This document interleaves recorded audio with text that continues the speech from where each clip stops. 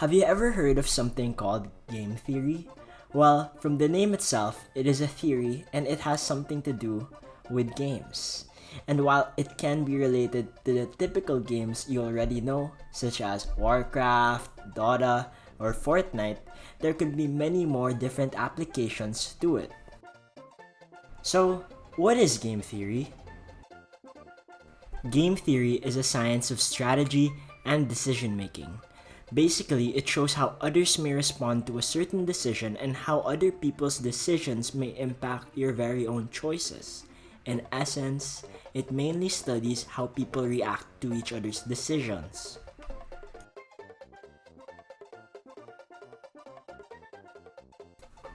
Although in my opinion, you could trace the history of game theory all the way back to the different strategies generals would use in the Peloponnesian War, or even back to the decisions Neanderthals would make in the DC era. As a science, however, it could be traced as late as the 1950s through the pioneering of John Nash. His life was actually featured in a film called A Beautiful Mind, which won 4 different Academy Awards. He was portrayed by Russell Crowe. Now, John Nash is the pioneer for the creation of game theory as a science which is used today by many economists, mathematicians, scientists, psychologists, and even tacticians. He is also responsible for creating the Nash equilibrium, which is basically the best choice a player can choose no matter what the opponent decides to do. Game theory as a theory has the ability to impact practically any field. Since it revolves around the science of strategy making, it has become an essential tool for decision-making processes which would result in the best possible outcome to the player. Game theory has the capacity to impact a whole generation, from the critical decisions of a war general to the everyday decisions of a regular person like you. Game theory has impacted our lives in more ways than you can imagine. So now that we know what game theory is, let's discuss the different types of games. First, let's discuss simultaneous and sequential games. A sequential game is a game where one player chooses their action before the other chooses theirs. Examples of which would be chess, Monopoly, backgammon, tic-tac-toe, and Go. A simultaneous game, on the other hand, is a game where each player chooses his action without knowledge of the actions chosen by other players. So, from the name itself, it could be done simultaneously. An example of which would be rock, paper, scissors. Another type of game would be perfect and imperfect information. Perfect information refers to the fact that each player has the same information that would be available at the end of the game. This is, however, each player knows or can see each other player's moves, an example of which would be chess. If otherwise, it is what you call an imperfect information game.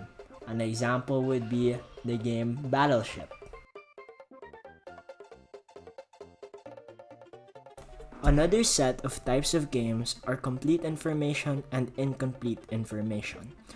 Complete information is a game in which knowledge about players is available to all participants. Examples would be chess or even poker.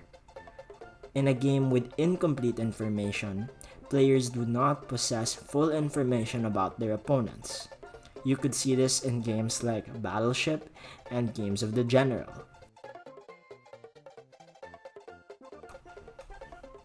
There is a famous problem in game theory called the prisoner's dilemma.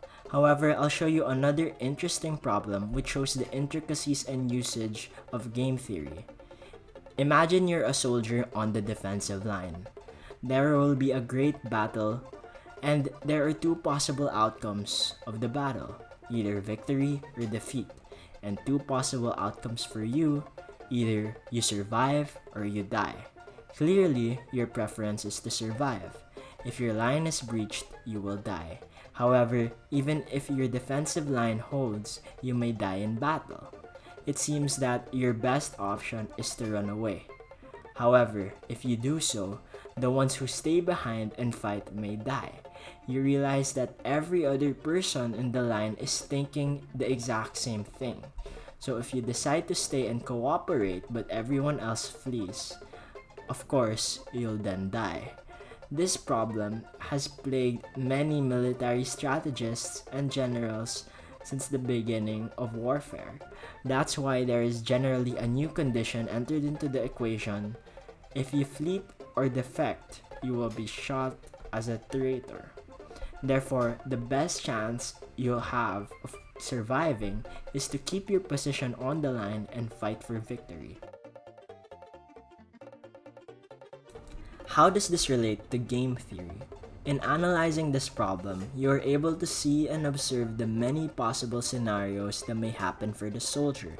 You may weigh out the different possible outcomes to your benefit, just like how we make decisions in our daily lives. Game theory isn't just the study of how to win a game of chess or how to create a role-playing game scenario. Often, game theory doesn't even remotely relate to what you'd commonly consider to be a game. Game theory can be used in our everyday lives, through the decisions we make throughout any given day. Through game theory, we are able to analyze each and every decision we make as we go on with our lives. Thanks for listening!